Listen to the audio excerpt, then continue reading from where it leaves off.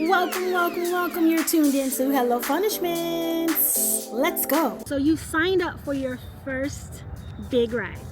Or maybe you're just dreaming of going further than you have ever done before. That's incredible. But let's be real. Long distance cycling as a woman, comes with its own unique set of challenges, right?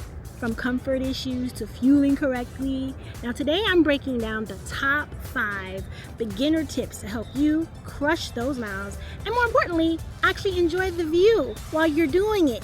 Let's dive in. Number 1, the pace. Ooh, the pace can be fun or punishment, right? It's so true. Find your forever pace, okay? It's so tempting to hammer the pedals right off the gate, especially if you're riding with a group, especially if you're riding with Group A, right? But for endurance, you want to stay in what we call the chatty zone, right? Now, if you can't tell if you're riding in the chatty zone, think about it like this. If you can talk during your ride, that's a chatty zone. If you can respond to other people while they're talking while you're riding, that's the chatty zone. And some of us don't want to be in the chatty zone. Some of us just, if I can talk, then that's not the zone for you. But for long endurance rides, you may want to be in the chatty zone, right? If you're going too fast, slow down, keep your heart rate steady, and save that fire for the final 10 miles, okay? Tip number 2, right? Protect your contact parts. So crucial. That'll make you stay longer on the bike, right? It'll allow you to enjoy the journey, when you get to your destination. Trust me on this. Skip the underwear. You may be thinking, to do that, don't. Skip it. If you know, you know. It causes friction you do not want, all right? Also, don't be shy with the chamois cream, all right? It's a total game changer. It prevents saddle soreness, and definitely comfort isn't a luxury. On a long ride, okay? It's a necessity. Number 3, fueling. My dear friend, Gina Williams of Riders Only Bike Shop. Woo woo. Thick. Food is king. Fueling is very, very important, okay? By the time you actually feel hungry, you're already running on empty.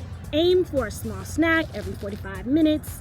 You don't really think about the time frame when you're on your bike. You're not thinking, oh, it's time for me. It's 45 minutes. You're not thinking that. Just kind of like munch on something while you're riding whenever you think about it, okay? And you'll be fine. But you have to eat along the way. Eat nuts, peanut butter, little snacks that you have, because it helps you get through. I normally do gummy bears. Gummy bears is a win. It's sugary and it's chewy, and some nuts as well. So I always have something in my saddle there, or in my back pocket. And don't forget electrolytes, okay? That's a winner. Water is great, right? But sometimes you need a little bit more. And there's a lot of cyclists out here that can tell you a little bit more scientific terminology on how many electrolytes you need for certain time periods of riding. But add some electrolytes in there. Water alone isn't enough when you're sweating out lots of salt for hours. So sip, snack, and repeat. And number 4 and 5, this is combined. 4 and 5.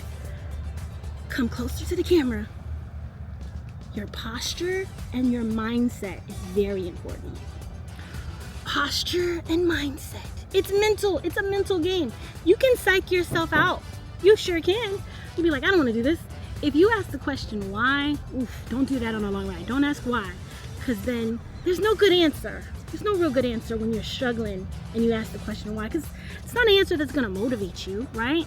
But 4 and 5.